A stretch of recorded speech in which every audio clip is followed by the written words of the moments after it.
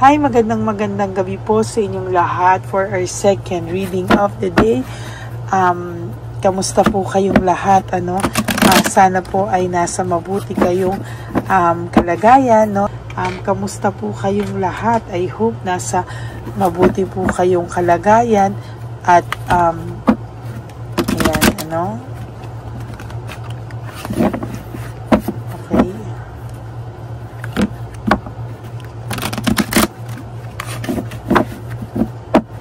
Okay, yan.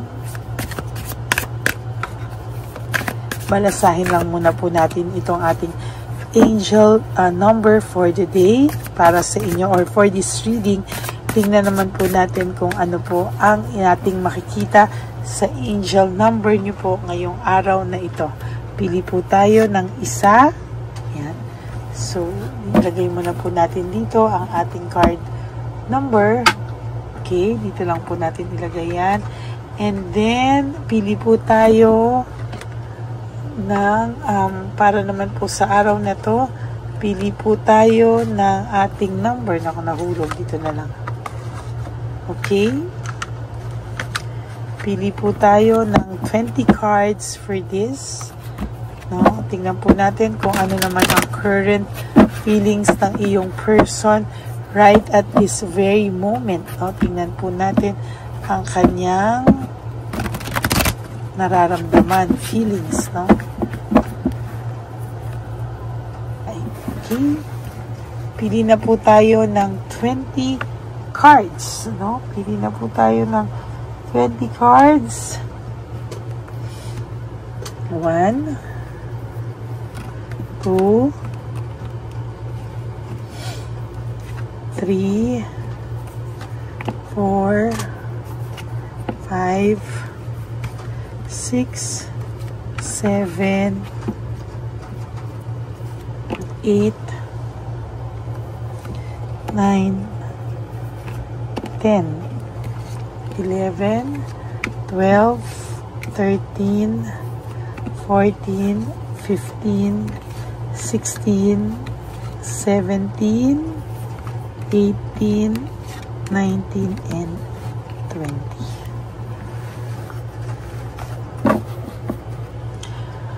Okay, huwag niyo pong skip to. Dito po tayo kumukuha ng ating energy para sa mga taong babasahan po natin ngayon sa araw na ito. No? Ilagay muna po natin to dito at buksan po natin ang inyong angel number for the day. By the way, bago po yan, buksan muna natin ang ating kandila. So, ang ating card number or angel card number for today ay 0000. 4 na 0 po ang ating ang ating angel number for the day. This is limitless potential. Wow, no? You have to reset daw po, no? You have to reset the situation. Reset daw po yung mga bagay na inyo pong naiisip right at this very moment, no? You have to relax daw po, no? You have to relax. This is about resetting, you know, relaxation, unknown surrender, finish line, success, and victory. So, sabi nga po dito, lahat daw po ng nangyayari ngayon ay i-reset mo ang buhay mo. Then you have to relax. And then you have to surrender to the divine universe. And then decide na ito ay finish line. At yung success and victory will soon be with you. No? Sabi po dito, it serves as a timely reminder that anything can be accomplished if you can dream it. There is no reason you can make it a reality. If something is in the possession of another person, it is also available to you. So try to remain calm. What's meant for you won't pass you by. Let go of the tension and relax. Napakaganda po, no? Parang nakalagay po dito na kahit po ano ang gawin natin ngayon, ano pinapaalala sa atin, ito po ay nasa tamang oras ng pag-aalaga sa pagpapaalala pagpapaalala sa ating lahat na lahat ay pwede daw po nating ma-accomplish. Lahat ng ating pinangarap, wala daw pong rason para ito ay hindi matupad. Yung mga bagay daw po na sometimes ay nasa position mo o ng another person, ito po ay nangyayari sa kahit sinong tao, no? So, kailangan lang po, lahat po tayo ay nagkakaroon ng problema, lahat po tayo ay nabibigyan ng mga suliranin, pero ang sabi po dito, try mo daw pong maging kalmado pa din, ano? Kasi kung ano man po yung meant para sa iyo, hindi po yan makakalagpas sa iyo. Kaya kailangan mo daw pong i-let go lahat ng tension, lahat ng nakakapagpa-stress sa iyo, and you have to feel relaxed. Bakit? Para pumasok po ang energy ng good vibes sa iyo, pumasok po yung success and victory na meant para sa iyo, no? Sabi nga raw po dito, kung hindi po yan para sa iyo, lalagpasan ka po yan, pero kung ano po yung meant para sa iyo, hindi po yan lalagpas. Whether you like it or not, nandyan lang po yan sa iyo, no? So you have to remain calm, you have to remain happy, pasiyahin mo daw po ang iyong sarili, and there will come a time na itong taong ito ay, at ang sitwasyon mong ito, ay makikita mo po na yung lahat ng pinangarap mo ay magiging realidad, no? So, sabi nga po dito, lahat ng limitless potential mo ay ilabas mo na, no? You have to reset yung mga bagay na nangyaring hindi maganda sa iyo. Kailangan mo daw po itong palitan at kailangan mong pasiyahin ang iyong sarili. Whether you like it or not, no? Kapag meant sa'yo, no? Wala pong makakaagaw niyan sa'yo. That is your angel card number for today, or for tonight, or for this reading, no? So, tingnan naman po natin ano po ang current feelings ng tao mo sa iyo or current situation. Sabi po dito, I can't let go of you. No, right at this very moment, ang taong ito po ay hindi ka pa rin po ma-let go, no? Maybe yung taong ito ay naglalaylo sa ngayon. Maybe yung taong to ay nag-iisip-isip sa ngayon. Maybe yung taong to ay nagre-relax sa ngayon, no?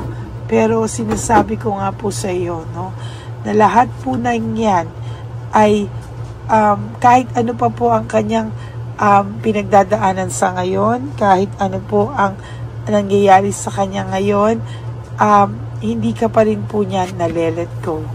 Oh, ayan po ang sinagot ka na. Sabi nga po dito, hindi lang po siya makalapit sa iyo because this person is scared of rejection. Maybe itong taong to ay sobra yung mga nagawa sa'yo at takot po talaga siya sa rejection. Ano po siya kung iiwanan mo rin daw ba siya katulad ng mga pinili niya na niloko lang siya. Yung mga pinili niyang tao na hindi niya inaasahan ay niloko lang siya. Ngayon po ay hindi ka po nawawala sa isip ng tao na ito, no?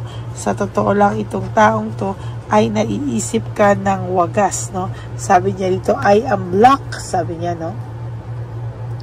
Siya po ay nablock, nabablock at talagang maybe this person blocked you or you blocked him or maybe ginawa mong profile mo is nakalock, hindi ka po niya ma-stalk, pero huwag ka po masyadong magpakasigurado kasi naiisto ka po nito sa pamamagitan ng ibang tao. And sabi niya nga po dito, why can't I tell you the truth, no? Ang taong ito ay hindi niya lang po mabanggit sa iyo lahat ng katotohanan.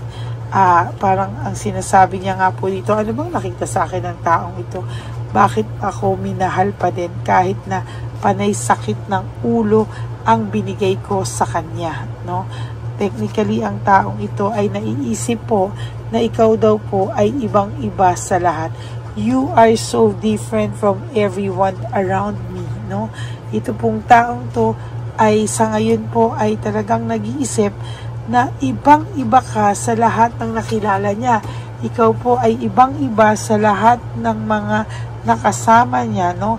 Pero sa lahat ng ito, gusto man niya po kausapin ka, hindi niya po alam kung saan magsisimula. Maybe itong taong to tinaboy ka, itong taong to pinagsalitaan ka ng hindi magaganda, maybe itong taong to sinampal ka sa harap-harapan na hindi ka na niya gusto, hindi ka na niya mahal, no? Ang dami niya pong masasakit na ginawa sa'yo na hindi niya po akalain, no? Hindi niya po talagang akalain. Nababalik po siya sa oras na kakailanganin ka pa niya. You've triggered me, no? Sabi niya po talaga ngayon ay natitrigger mo siya sa pag-iisip sa'yo because ang naiisip niya sa'yo ay iba ka pa rin po sa lahat talaga ng nakilala niya, no? Naging the heat between us is intense, no? Nakita niya po na naging intense po yung lahat ng ginawa mo sa kanya, no? Lahat ng ginawa niyo sa isa't isa ay talagang yung ginawa niya sa iyo ay nag-create ng sobrang intense na sitwasyon sa inyong dalawa, at talagang dito ay pwede mo na siyang iwan. Dito pwede ka na masaktan, ano? Dito ka nagising kahit papaano na sobra naman tong taong to, and ngayon I am afraid to lose you, no? Sabi nga po dito, nasasaktan na po siya at talagang natatakot na po siyang mawala ka sa piling niya, no? Talagang ang sabi niya dito ay hindi niya alam kung tinatapos mo na rin daw ba, no? Or handa ka na bang tapusin kung ano man ang meron kayo kasi sobra kanyang nasaktan, ano? At dala-dala niya po kasi yung iba niyang childhood trauma dito, no, sa sitwasyon na to. Sabi niya nga, bakit ba ikaw mahal mo siya samantalang lahat ng tao sa paligid niya hindi naman siya minahal? Pero bakit ikaw minahal ka na niya, minahal mo siya sobra, bakit ikaw pa daw po yung nasaktan niya? Emotions overwhelm me. Talagang ang karma po ay nasa tabi lang, no? Talagang itong taong to ay ligaw na ligaw ngayon. Hindi niya po alam kung ano ba itong pakiramdam niya. Bakit po siya, pakiramdam niya siya ay lost na lost, no? Sa mga oras na to, hindi niya po alam bakit siya ay parang lost na lost, no? Wala na pong naniniwala sa kanya. Pakiramdam niya po lahat ng kasinungalingan niya ay binalikan siya ng sobra-sobra, no? Talagang hindi niya po akalain na babalik po sa kanya lahat ng masasakit na ginawa niya sa iyo. Kaya nga po sabi niya, if I could go back in time, I would handle us differently, no? For your last card, sabi niya po, how could you ever forgive the mess I've made? Paano nga daw po ba niya ikaw mapapatawad kung wala rin naman po siyang lakas ng loob humingi ng tawad sa iyo, no? Dito po ako minsan umiinit ng ulo sa kanya, no? Paano mo siya mapapatawad kung itong taong ito ay hambog pa din? Yun ang pinapakita niya, na hambog siya in all, no? So sana po, no, ay itong taong ito ay magkaroon na po ng lakas ng loob na harapin ka, kasi the more na hindi ka po niya hinaharap, the more na pinapatagal niya, the more po, no, na itong taong to ay mahihirapan at mahihirapan. Hanggang hindi po siya humihingi ng tawad sa iyo, wala po ako nakikita na aayos po siya sa mga susunod na buwan o panahon sa buhay niya, no? Hanggang siya ay nananatiling mataas ang pride, no? Siya po, sarili niya po ang kanyang pinapahirapan. Yan po ang inyong second reading of the day. I hope na naka-resonate po kayo, and if you do, can you please give me a like and comment down below para naman po alam ko po kung ano po ang inyong mga emotions. Pasensya na po kayo ha, medyo talagang ako ay pagod pero punong-punang saya ang aking puso. Ngayon ko lang po naramdaman yung pagod sa One Love a Day, mula sa pagpe-prepare at hanggang sa pamimigay. Pero yung puso ko po, physical lang po yung pagod, no? Pero yung puso ko po ay puno ng saya, ng galak, dahil po sa mga nabigyan natin. At kakaiba po yung mga nabigyan natin ngayon. Sobra po talaga silang siguro po ito po talaga ay ibinigay sa atin. Wala po akong napuntahan o nabigyan ng grupo namin, yung team po ng Lady Elena kahapon, na hindi deserving. Lahat po sila ay deserving. Merong iba na mga lolos at lolas na masusungit. Bakit? Nasa tirik ng arawan. Nagbubuhat ng mabibigat, no? Pero alam niyo po, nung binigyan po namin sila ng, naluluha pa ako, nung binigyan po namin sila ng ampaw, yung sobre, at saka yung grocery, alam mo po yung parang gusto nilang matuwa, parang gusto nilang ngumiti, maging masaya. Alam mo, hindi po yun na ano sa isipan ko at sa mata ko, no? Hindi po yun nakaligtas. Talaga pong pinipigilan lang po ng ibang maging masaya kasi sa init, hindi po sila makapaniwala na may biglang dumating sa kanila na sino ba tong taong to na bigla sa initan, magbibigay na lang ng ganito. Kaya sinabi ko po sa kanila na hindi ka po nakakalimutan ni Papa Jesus. No, sinasabi po na, thank you ma'am, hindi po yan sa akin galing. Pinadala lang po sa akin yan para po inyong matanggap sa araw na ito ang padala po sa inyo ni Papa Jesus. Hindi po sa akin galing yan. Sa totoo lang po, no, hindi po sa akin galing yan. Ako po ay ginawa lang instrumento para po mapadala nyo rin po sa kanila yung mga tulong nyo, no, na gusto nyo. Hindi nyo po alam yung pag hindi nyo pag-skip ng ads, may natulungan kayong tao, yung pagbibigay nyo ng super thanks, kahit sabihin nyo pong 20 pesos, 50 pesos yan, nakatulong po kayo doon, no? Kahit sabihin nyo 20 lang naman po yung binigay ko sa'yo, yung 20 po yun, hindi po mabubuo yung ilang noodles na yan kung wala po yung 20 mo, no? Hindi po talaga tayo tumitingin kung magkano po, kahit 2 piso, 3 piso ang isuper thanks ng tao sa akin. I would really, really appreciate that and love that from the bottom of my heart. Kasi yung unti-unti po na galing sa puso ng bawat nagpapareading sa akin, ay sabi ko po sa inyo, mas nakakagaan ng loob yung bukal sa pusong binibigay, no? At hahanap po tayo sa bawat sulok ng matatandang iniwanan ng mga anak, pinabayaan ng pamilya, at pilit na nagtatrabaho, kahit na matanda na sila or nasa kalye lang po na nagpapalaboy-laboy. Yan po ay ating ipagdadasal na ating makita sa mga susunod pa nating One Love a Day. Hindi po ako titigil kahit may 2 o 3 na lang nanonood sa akin. Gagawa po ako ng paraan para ako po ay makapagbigay ng tulong sa ating mga lolos at lolas sa kalye. Ay, nako. Hanggang ngayon po, naiiyak pa din po ako pag naiisip ko po sila. Pero po, no, dahil po sa hindi nyo pag-skip ng ads natin, yung nagbabasa lang naman po ako ng reading, ng general reading, malaki na po yung tulong nyo doon, no? At sa mga nagpapa-private reading na gusto nyo pong gusto nyo pong malaman kung yun ay para sa inyo talaga, yung mga donations po sa private reading, doon po lahat yan nagpo-proceed sa ating One Love a Day. Kaya maraming salamat po sa inyong lahat. Yun, ano? For those of you, sabi ko nga po ngayon, ano, who would like to have a private reading with me, you can message me po at Lady Lee Elena. That's LADYLY Elena. Nasa dulo po yan ng ating video. Diyan nyo lang po ako makokontak. That is my only official and legit FB and messenger account. At para naman po sa mga fake, at para po sa gumagamit ng fake account ng Lady Elena, nilabas ko din po yan. Ano, yung profile na yan, yan po yung bago po yung profile ko. Yung akin po ay nasa dulo. At ito naman po ay nasa unahan, ano, bago po yung aking official and legit FB account. So mag-ingat po kayong lahat. Okay? Maraming salamat po sa inyong lahat. Please, again, no skipping of ads. Tulong nyo na po yan sa ating channel.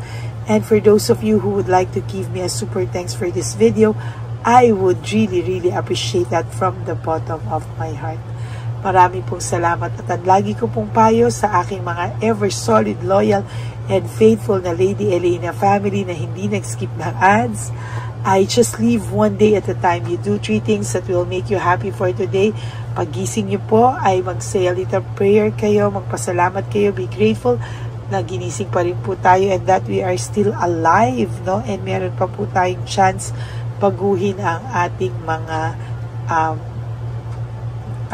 pagkakamali sa ating mga sarili. Okay? Maraming salamat po sa inyong lahat. And always choose to forgive and to love yourself, because self-love is still the best love of all. And you also have to realize that life is so short. Don't make it shorter by stressing yourself from all the pains and heartaches na binigay sa inyo na kahapon. Just surrender everything to the divine universe and just let go and let God write your life and love story.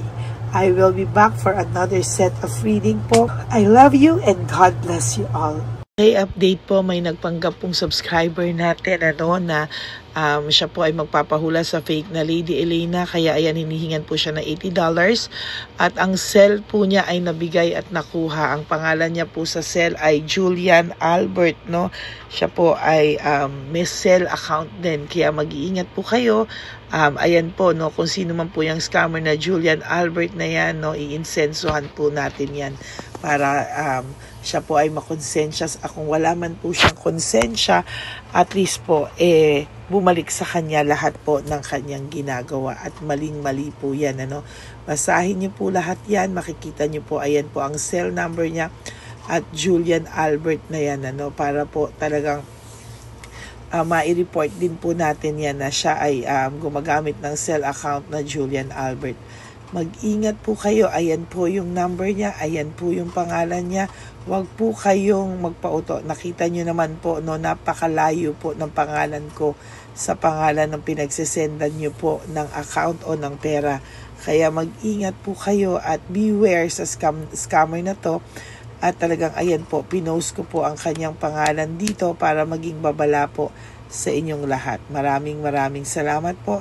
At mag-ingat po kayo, pakireport po ang page na yan, ang messenger niya na Lady Elena. Maraming salamat po and God bless you all. Ayan, sa susunod po makikita niyo yung account niya na i-report niyo. Salamat po na marami.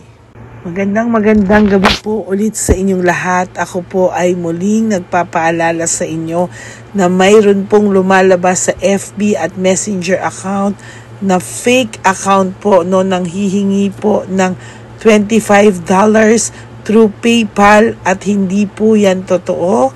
Huwag po kayong maniwala dyan.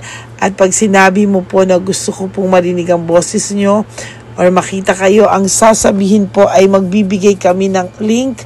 Buksan mo yan at pagkatapos ay makikita mo ako. Huwag po kayong maniniwala dahil yan po ay hindi totoo. Yan po ay isang malaking scam na pag binuksan nyo po ay mahahack po lahat sa inyo. Mahahack po ang inyong mga personal details. Lahat ay mahahack. Ako po ay nalulungkot na ito po ay nangyari, ngunit sa talagang may mga tao pong masasama at may mga tao po talagang hindi makatiis na hindi gumawa ng masama sa ibang tao. Pero maging aware po sana kayo. Tulungan nyo po ako. I-report po natin yung fake na yan at sa FB para siya po ay mawala na at wala na po siyang mabiktima pa, no? Nandyan po lahat ng details at maraming salamat po sa inyong lahat. Maraming salamat po sa inyong lahat at mag-iingat po kayo.